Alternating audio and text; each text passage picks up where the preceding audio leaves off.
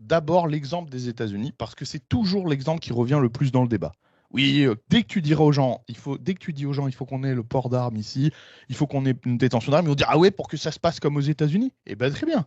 Alors parlons des États-Unis. D'abord, tout ce que je vais citer comme source, ça vient l'étude du Sénat de la National Firearms Survey de 2021, la Expanded Homicide Table du FBI de 2017 et les statistiques publiques du Bureau de la Justice sur les violences avec armes entre 1993 et 2011.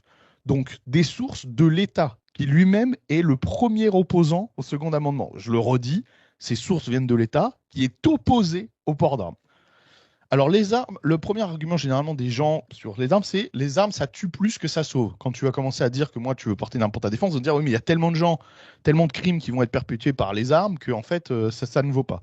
Les gun rights l'emportent sur le gun control. L'opinion qui prévaut est donc la suivante. Si tout le monde était armé, tout le monde pourrait se protéger et il y aurait moins de tueries de masse. 57% des Américains pensent que porter une arme pour se protéger peut éviter de devenir victime d'un crime. Alors par an, aux États-Unis, il y a 2 500 000 crimes évités par des citoyens armés. Ça fait 6 000 par jour. Environ 15% d'entre eux ont eu la vie sauve grâce aux armes à feu. 192 500 femmes par an évitent un viol grâce à leurs armes.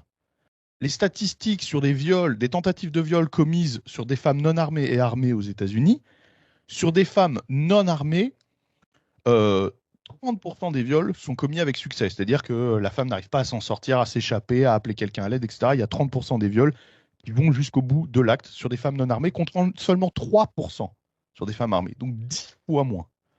Il y a 498 000 Américains par an qui stoppent une intrusion à leur domicile.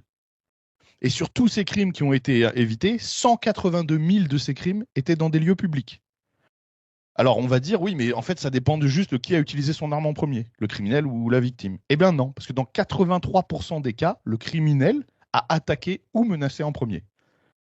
Alors, on va dire, oui, très bien, donc ça, tu viens de nous citer les gens qui se sont sauvés, mais combien de gens ont été tués, etc., à cause de ça? Il y en a beaucoup plus. Eh bien non. Les armes à feu, écoute-moi, et là c'était très important, les deux stats que je vais te donner sont les plus importantes parce que normalement elles atomisent le débat. Normalement c'est terminé après ça. Les armes à feu aux États-Unis hein, sont utilisées 6 fois plus pour se défendre que pour commettre des crimes.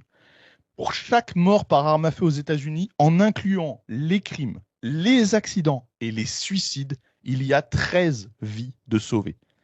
Il y a 13 fois plus de gens qui se sauvent grâce à une arme que de gens qui sont tués à cause d'une arme, y compris les suicides, etc. Donc normalement, en fait, c'est la fin du débat. Et malgré ça, les gens, tu verras, passeront complètement outre ce chiffre. Il faut le redire, 13 fois plus.